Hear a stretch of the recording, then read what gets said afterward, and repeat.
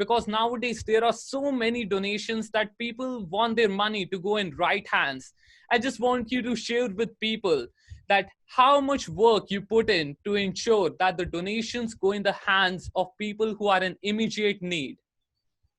Right. That's a great question. I think that when you volunteer in the nonprofit sector, if you have eyes and ears, you quickly realize that not all nonprofits are made the same. So I think that many nonprofits function very much like a corporation and have the word nonprofit.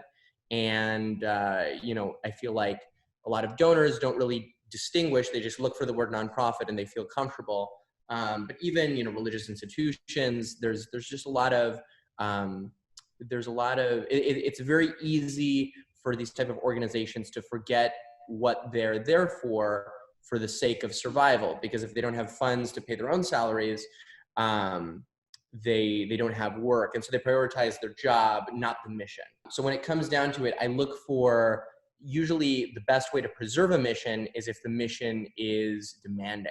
And so a hospital like Mount Sinai, has such little funds and functions in such a bad community that people who are money hungry won't find themselves at Mount Sinai. They could find themselves, though, at University of Chicago, Northwestern, these huge hospitals and universities that have tons of funds, because people who are attracted to great salaries will go to a place like that.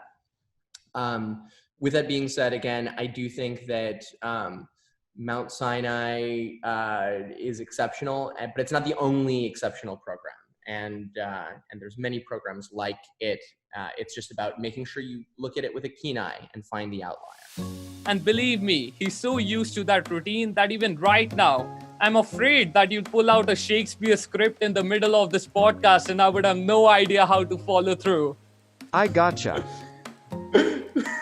Well said.